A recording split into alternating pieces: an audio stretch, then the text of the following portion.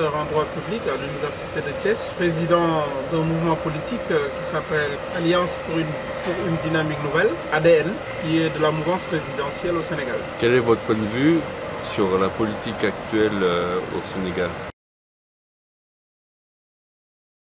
La politique actuelle au Sénégal rime avec ce qui se passe dans le monde entier. D'abord, il y a eu une certaine conscientisation des populations par rapport à la chose publique, ce qui fait que les leaders sont dans cette logique de pression constante pour répondre aux besoins des populations. Du point de vue macro, on peut dire que c'est une donne commune à toutes les sociétés contemporaines.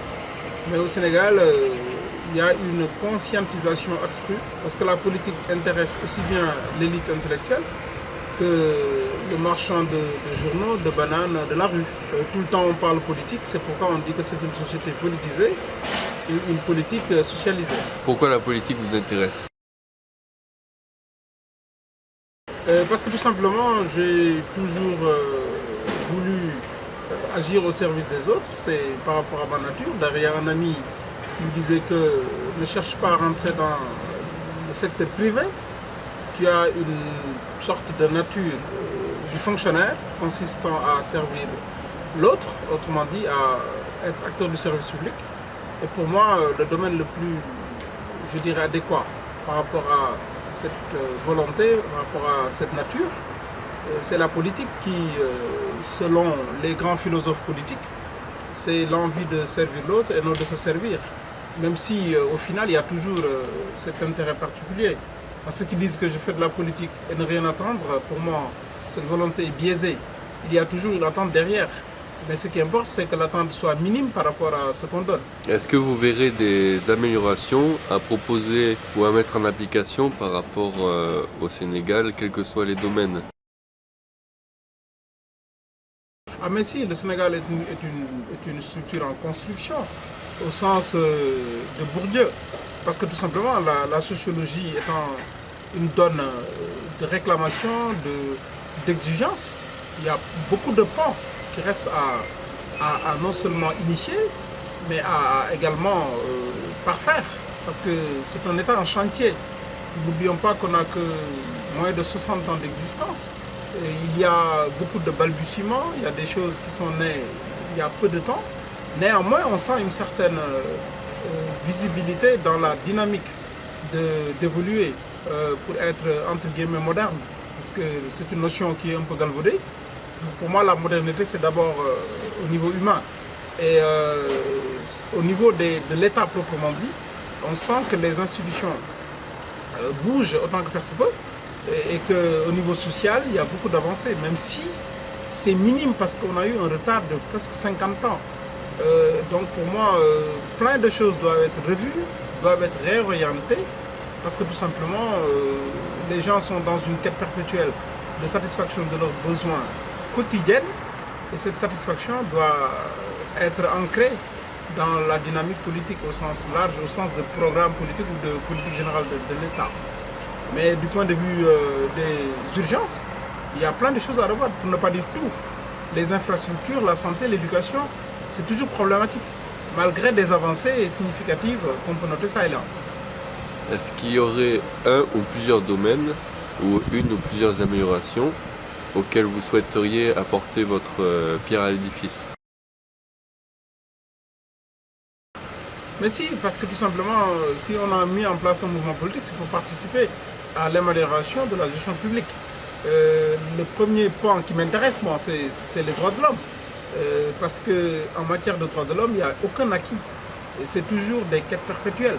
Et il faut aller dans le sens de renforcer ce domaine pour qu'il y ait plus de liberté. Ce n'est pas parce qu'on en a que ça suffit. Il y a également les modalités d'exercice que l'État doit encadrer, parce que les exercices-là sont des exigences légales, parce que la liberté en soi n'a pas besoin d'être octroyée, l'homme là en tant qu'être humain, mais c'est son exercice qui est encadré. À ce niveau, il y a beaucoup de choses à faire. Deuxième chose, assainir l'univers politique pour qu'il y ait un dialogue entre les tenants du pouvoir et l'opposition, avec l'implication effective de la société civile, qui doit également exceller dans sa neutralité. Et par société civile, j'entends bien les institutions, entre guillemets, coutumières et tout ça, mais pas les mouvements politiques. Parce que les gens pensent que les mouvements citoyens politiques, étant donné que c'est des mouvements citoyens, ils ne doivent pas participer à la chose politique. Or, les partis politiques ne sont pas les acteurs exclusifs de l'univers politique. Si vous lisez ce que j'appelle les antiquités de la philosophie politique, vous ne verrez jamais chez Locke, chez Montesquieu, chez Platon, jusqu'au moderne, Jacques Généreux, Pierre Rosavolan, vous allez en Afrique, les Cheikh Anta, et même dans la théorie de Senghor, les partis politiques sont nés tardivement, ce sont les derniers nés de la famille politique. Et on a tendance à les voir s'accaparer la chose politique pour écarter les citoyens. Or, l'acteur politique par excellence, c'est le citoyen. On parle de l'autorité politique et du citoyen. Donc c'est ces derniers qui doivent s'investir. C'est la raison pour laquelle la France a compris ça. L'avènement de Macron traduit ce qu'on appelle partout depuis une vingtaine d'années la crise des partis politiques. Parce que tout simplement, on assiste à une sorte de clan politique, de patrimonialisation du parti au niveau de l'État. Or, l'État est la chose publique. C'est cet instrument-là qui nous permet de nous épanouir, qui appartient à tous. L'État, dans son action également, doit être, je dirais, générale. Elle ne doit pas être parcellaire, elle ne doit pas être clanique, elle ne doit pas être optionnelle. L'État doit agir pour satisfaire les besoins de l'intérêt collectif, pour faire large. Parce que l'intérêt général est souvent fictif et il faut aller vers l'intérêt collectif. Donc pour moi, rien que ce point doit être amélioré, raison pour laquelle une fois on avait même proposé dans l'architecture gouvernementale sénégalaise du moins, qu'il y ait un département des droits humains et du dialogue politique. Je suis enseignant d'éducation et je dépasse même l'école parce que la première sphère de l'éducation, c'est la famille. Depuis quelque temps, nous assistons au Sénégal à une floraison d'injures incarnées par des hommes nouveaux. J'ai l'impression que maintenant, pour ce faire, il faut avoir un langage ordurier, aller chercher du vocabulaire dans les poubelles du langage. Et malheureusement, ça a tendance à payer, parce que les gens deviennent de plus en plus célèbres, ils sont tout le temps, je dirais, partagés et aimés dans les réseaux sociaux, parce que tout simplement, ils insultent, parce que tout simplement, ils deviennent vulgaires, ce qui n'est pas nôtre. Or, l'insulte est une sorte de consécration de la faiblesse. On ne tape l'autre que lorsqu'on est faible. Mais aussi la riposte doit également être réfléchie au niveau des autorités. En guise d'anecdote, il y a un président français qui aimait se brasser avec la foule. Une fois, il donnait la main à un Français dans une foule et le jeune Français lui a dit « connard ». Et le président, souriant, lui serrant toujours la main, lui dit « enchanté, moi c'est Chirac ». Mais j'ai beaucoup aimé cette réplique parce que tout simplement, lui montrant la limite de l'animalité de sa réponse, et lui exerber ce que j'appelle l'humanité de sa réponse, vis-à-vis de l'animalité de l'attaque. Donc ça, c'est des choses qu'il faut également avoir en soi, le sens du pardon, du dépassement et du discernement au niveau des autorités politiques. Mais aller vers l'éducation au niveau des familles. Et pour cela, il y a une nouvelle philosophie qui est en train d'être conçue et qui nous a été dictée par notre maître à nous, qui s'appelle Cheikh Ahmed Tidiane Sy Al Maktoum. Il a dit il est temps de nos temps qu'il y ait un changement de paradigme. Il n'appartient plus aux adultes d'éduquer les jeunes, mais il appartient aux jeunes éduqués d'éduquer leurs jeunes qui ne le sont pas. Parce que celui qui passe son temps à boire de l'alcool pour être ivre d'or, à fumer des produits illicites, à utiliser la drogue, ce n'est pas l'enseignement des adultes, c'est l'enseignement de ses amis, de ses copains. Cet enseignement générationnel doit être revu. Il appartient donc aux jeunes de donner les meilleures donnes, les meilleures leçons, les meilleures recettes à leurs propres amis de la même génération que les adultes. Et pire, on constate que maintenant les adultes perdent le nord. Ils sont de plus en plus indisciplinés, ils sont de plus en plus perdus, au point qu'ils sont inaptes à éduquer qui que ce soit. Et si la famille est en faillite, on a espoir que ce retard, cette lacune soit comblée au niveau de l'école. Mais là aussi, on voit quoi? Par moment, il y a des zones où, au niveau scolaire, c'est des zones de non-droit. Et ça me rappelle la grande pensée de Platon. Lorsque les maîtres tremblent devant leurs élèves et préfèrent les flatter, C'est ce qu'on voit maintenant. Parce que dans des écoles, il y en a qui jouent les caïds au point d'influencer leurs autres amis. Et enfin, il y a la société. C'est-à-dire ce que j'appelle l'école de la rue, mais de la rue civilisée. Ce n'est pas de la rue sauvage. Où le parent n'était plus le père ou la mère biologique, mais c'était l'adulte du quartier, le vieux du quartier, le chef de quartier, l'imam, l'homme d'église, qui pouvait par moment t'attraper par la main et te donner des leçons de vie. Ce qui a tendance à disparaître au sein des sociétés africaines, en général et particulièrement au Sénégal. Maintenant, les infrastructures, oui, la santé. Et là, l'État fait un effort énorme parce qu'il y a la mise en place de la CMU. Les infrastructures, on voit des routes et des boulevards, des chantiers qui sont, je dirais, revitalisés et conçus par ça et là, qui montrent une certaine volonté de l'État à aller dans ce sens-là. La diplomatie, un État, nous avons la particularité de vivre dans un État, dans une zone militarisée, dans une zone de tension. À part la Gambie qui est devenue civile il n'y a pas longtemps, tous les États qui entourent le Sénégal sont gérés par des militaires, entre guillemets. Et il est vrai que depuis 2-3 ans, la Guinée est sortie de ça, le Mali. Le Sénégal était le seul pays qui était civil depuis son indépendance jusqu'à aujourd'hui. Et là, ça montre qu'il y a une certaine dose de diplomatie qu'on doit promouvoir au niveau local. Parce qu'on est bien, on a une très bonne représentation diplomatique, une très belle image, de loin. Mais le Sénégal n'est pas très en phase avec la Mauritanie. Le Sénégal n'est pas très en phase avec le Mali, avec la Guinée. Il y a des relations existantes, mais qui sont plus ou moins maquillées, un peu feutrées, qu'il va falloir assainir pour les rendre beaucoup plus cordiales. Donc les chantiers sont là, mais l'État, avec sa volonté de faire mieux, est sur le chemin, le bon, le mauvais, chacun appréciera à la fin. Mais on voit qu'il y a une volonté d'améliorer les choses. Est-ce que vous voyez d'autres obstacles en rapport aux droits humains qui sont encore sur la route et qu'il faudrait enlever? Bon, l'autre élément au niveau des droits humains, c'est la liberté d'expression.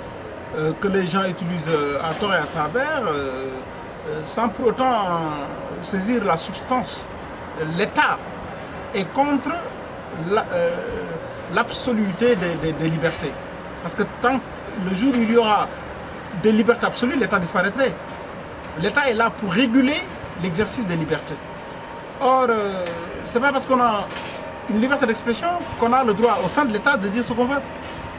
Et là, j'interpelle ce que Rosa Volant appelle d'ailleurs les conflits de souveraineté. Il y a la souveraineté électorale et la souveraineté de l'opinion. Le peuple électeur et le peuple opinion. Le peuple opinion est relayé par le journalisme, la presse. Et là aussi, il y a une invite à la responsabilisation de la presse, à informer vrai. Parce qu'il y a beaucoup de choses qui, depuis quelque temps, restent dans l'aléatoire, dans l'approximation. Or, la presse excelle par nature dans ce que j'appelle l'objectivité. Malheureusement, on voit beaucoup de contre-vérités, beaucoup d'informations véhiculées qui sont rectifiées le lendemain. À ce niveau, il y a des efforts à faire au niveau de la liberté d'opinion. S'exprimer vrai et s'exprimer beau. Parce que j'ai un ami juriste qui voudrait même, par ironie, théoriser ce qu'on appelle le crime contre l'humanité par l'injure. Parce que le crime contre l'humanité, au sens propre du terme, en droit pénal international, c'est celui-là qui est loin des faits, mais qui regarde dans la télé, lisant le journal, est outré dans sa chair. C'est pourquoi on parle de l'humanité, c'est-à-dire tu fais mal à quelqu'un qui est loin de toi par ton acte ignoble. Mais il y en a qui, en entendant des insultes, mais ils sont tellement affectés dans leur chair que ce délit qu'on considère comme délit du point de vue pénal doit être érigé entre guillemets en crime contre l'humanité parce que ça fait mal à celui-là même qui n'est même pas sénégalais, qui n'est même pas africain, qui n'est même pas intéressé par la chose, mais à l'entendre parce que c'est mal dit. Donc il y a beaucoup de choses à améliorer. Il y a également au niveau des droits humains ce que j'appelle les droits humains en milieu carcéral. Dans les prisons du monde, les prisonniers souvent n'ont pas assez de droits, surtout le droit à l'information. Il faut également un grand travail dans le surpeuplement des prisonniers, surtout des prisonniers politiques. On ne doit pas les mélanger par rapport aux criminels récidivistes. Et comme il y a une sorte de faiblesse du point de vue nombre de prisons, surtout au Sénégal, il va falloir aller vers la construction, la réfection et l'amélioration des conditions de vie des prisonniers dans les maisons d'arrêt et de correction pour éviter ce surpeuplement qui finira par la suite à donner naissance à ce qu'on appelle les mutineries. On l'a vécu il n'y a pas longtemps et à ce niveau, le nouveau ministre de la Justice a beaucoup à faire pour accélérer cette cadence de construction de nouvelles prisons pour désengorger le surpeuplement des prisonniers. Pouvez-vous nous parler de votre parcours universitaire? Vous savez, moi je suis né à Louga, dans une région du Sénégal, entre Thiès et Saint-Louis. C'est là-bas que j'ai commencé mes humanités, en y faisant l'école primaire et secondaire. Donc après le bac en série littéraire, je suis orienté à l'université de Saint-Louis, qui est devenue par la suite l'université Gaston Berger. J'ai été de la première promotion, avec beaucoup de Sénégalais aujourd'hui qui gèrent les grandes directions, voire les grands ministères du pays. C'est là-bas que j'ai eu ma maîtrise en droit public, section collectivité locale, parce que je suis d'abord spécialiste du droit de la décentralisation. Ce qui m'a permis de venir à Toulouse pour y suivre un DSS en administration locale, dans la même mouvance de l'administration du droit de la décentralisation, sur un mémoire qui portait sur la régionalisation au Sénégal comme facteur de développement, point d'interrogation, avec un stage que j'ai effectué au ministère de l'Intérieur, à la direction des collectivités locales, ministère de l'Intérieur qui était à l'époque managé par M. Abdourahmane Sow, c'était du temps du président Abdou Diouf, et le directeur des collectivités locales, c'était le grand expert en la matière, M. Mamadou Diouf. Donc après mon DSS, j'ai été admis à m'inscrire en DEA, en droit public fondamental, et que j'ai eu à décrocher dans la même année, avec un mémoire sur le Conseil constitutionnel et la démocratie. Parce qu'il y a le professeur Dominique Rousseau qui parlait de démocratie continue, que lorsque le politique n'a plus de prise sur l'opinion publique, il peut saisir le juge constitutionnel qui n'est que son relais, qui est le relais de la Constitution, qui est l'expression de la volonté initiale, là où la loi est l'expression de la volonté générale. Bon, c'est un peu technique.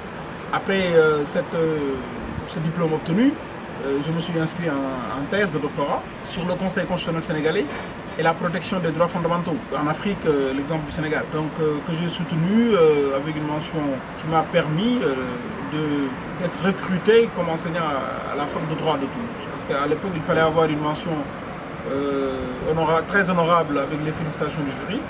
Ce que j'ai eu par la chance et par la volonté divine, qui m'a permis donc d'enseigner à la fac de droit de Toulouse. Après, j'ai eu à enseigner dans d'autres universités africaines, parfois au Maroc, parfois en Côte d'Ivoire et au Sénégal. Donc j'avais toujours l'envie de revenir au Sénégal pour servir mon pays dans mon domaine. Je voulais d'abord être avocat. Les circonstances ont fait que j'ai été par la suite enseignant et j'aime bien ce métier qui est un métier noble parce que ça te permet d'apprendre tout le temps et d'être relatif. Parce que le principe de la relativité, tel que conçu en physique ou en chimie, n'est pas simplement de ces domaines scientifiques.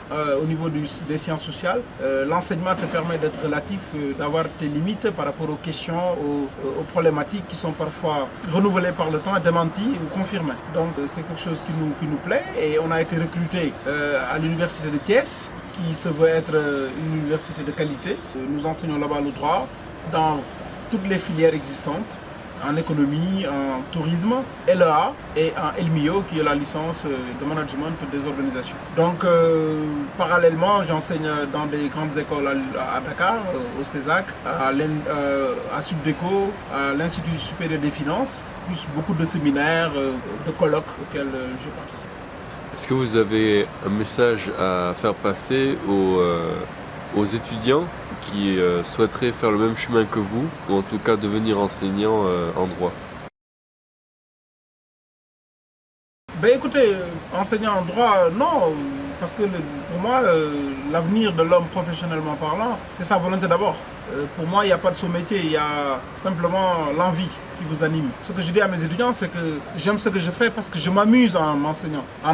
Parce que tout simplement, j'ai appris de Serigne Cheikh Ahmed Tidiane Sy, encore une fois, dire que quand tu travailles, vas-y comme si tu t'amusais. D'ailleurs, les bonnes actions, nous disait-il, sont celles qui sont dictées par la volonté et non par la contrainte. Il y a beaucoup de gens qui vont au boulot parce qu'ils sont contraints d'y aller. Ils n'aiment pas y aller. Or, pour moi, il faut faire ce qu'on aime. Et donc, du coup, ce que je leur dis, c'est d'apprendre, de connaître et de ne pas se limiter dans cette recherche de connaissances. Aller plus loin, toujours plus haut.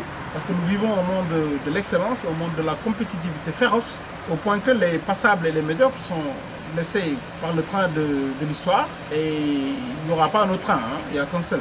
Donc du coup, l'enseignement pour moi est un métier très noble. On en a besoin. Les universitaires ont besoin, les universités ont besoin d'enseignants de qualité, bien formés, dans des domaines divers. En droit, par contre, il y a une matière qui est délaissée parce que tout simplement inconnue des étudiants et qui a un champ énorme en matière de recrutement et d'expansion et de ce que je dirais d'épanouissement intellectuel et professionnel, c'est le droit de la propriété intellectuelle. Parce que parallèlement, depuis l'arrivée du président de la République, Macky Sall, au pouvoir, j'ai été nommé directeur général du Bureau sénégalais du droit d'auteur, qui est un pan de la propriété intellectuelle. Et j'ai vu combien ce droit était intéressant, combien il y avait des défis à relever, combien il y avait une urgence en matière de ressources humaines. Surtout au niveau de l'OMPI, à l'Organisation mondiale de la propriété intellectuelle, à l'OAPI, l'Organisation africaine de la propriété intellectuelle. Il y a beaucoup de traités qui ont été négociés au niveau international, qui doivent être reçus au niveau local, qui doivent être communiqués en matière de droits d'auteur et de droits voisins, tels que par exemple le traité de Marrakech sur l'accès des déficients visuels aux œuvres imprimées. Il y a le traité de Beijing sur le droit audiovisuel des exécutants, des producteurs et des interprètes, qui sont des combats de longue haleine obtenus par la suite au niveau international et qui doivent être reçus au niveau local. Le droit de suite sur les arts plastiques qu'on doit également initier. Il y a même un traité qui est plus ou moins étudié au niveau de l'OMPI et j'ai cru entendre que le Sénégal même pourrait recevoir cette conférence mondiale. Il y a plein de choses sur le droit pénal qu'on doit revoir aussi. Donc pour moi, dans mon domaine, le droit constitutionnel qui a tendance à s'éclater parce qu'il y a maintenant le droit parlementaire, le droit des institutions constitutionnelles et le droit du contentieux constitutionnel et qui sont devenus des disciplines autonomes. Tout ceci pour moi mérite d'être scruté par les étudiants pour voir maintenant dans leur volonté ce qu'ils veulent faire. Est-ce que vous avez un message particulier à faire passer à toutes les personnes qui vont voir et écouter votre interview, notamment par rapport aux droits et à la politique actuelle au Sénégal et par rapport aux droits humains? Ce que je vais dire simplement, c'est qu'il est temps que l'Afrique, c'est un message africain que je vais lancer, il est temps que l'Afrique s'affirme par elle-même et pour elle-même. Il y a un grand débat qui est posé au niveau continental, c'est l'affranchissement monétaire de l'Afrique, surtout de l'Afrique francophone avec le CFA. Des gens pensent que les tenants d'aujourd'hui viennent du ciel et que ce débat n'a jamais été posé. Je me rappelle, étudiant, on était en DA, on l'a posé ici à Toulouse, c'était presque au début des années 2000, avec Jean-Philippe Omotunde, avec Nicolas Ogbou, qui avait écrit un ouvrage qui s'appelle L'euro et le CFA contre l'Afrique. La souveraineté monétaire a été esquissée par Cheikh Anta Diop depuis longtemps. Donc c'est pas ces nouveaux qu'on voit comme si rien n'a été fait avant, comme si la roue commence à tourner aujourd'hui. Non. Et du coup, c'est un message que je voudrais lancer aux Africains. Et la seule façon de s'affranchir, c'est de savoir. Parce que quand on sait, on va vouloir. Et quand on va vouloir, on va pouvoir. Donc du coup, il faut d'abord avoir l'envie de connaître. De connaître pas ce qui est accessible, mais aller au-delà de l'accessible. Être compétitif au niveau de l'intelligentsia. Être des producteurs de savoir et non plus des consommateurs de savoir. On a tendance à consommer et cette société de consommation ne doit plus être non seulement vestimentaire ou alimentaire, mais aussi idéale, intellectuelle. L'Afrique est en mesure de proposer intellectuellement de nouvelles doctrines, de nouveaux courants en termes économiques, en termes sociologiques, en termes juridiques. Donc pour moi, il faut que les Africains, à partir de la jeunesse, accèdent au savoir pour saisir le savoir, ce qui leur permettra de vouloir et enfin de pouvoir imposer. Ça c'est le message que je lance. Et pour ce faire, il faut faire de la politique. Et Platon disait que celui qui refuse de faire de la politique sera puni en étant gouverné par des gens qui lui sont inférieurs. Enfin, pour aller vers une monnaie typiquement africaine et tout ça, c'est bien de poser le débat, mais il faut qu'il soit dépassionné. Il faut que l'intelligentsia, c'est-à-dire la réflexion, prime sur la passion. Et j'ai l'impression que depuis quelque temps, c'est les cœurs qui parlent et non les esprits. Allons vers ça, lisons, étudions les tenants, les aboutissants.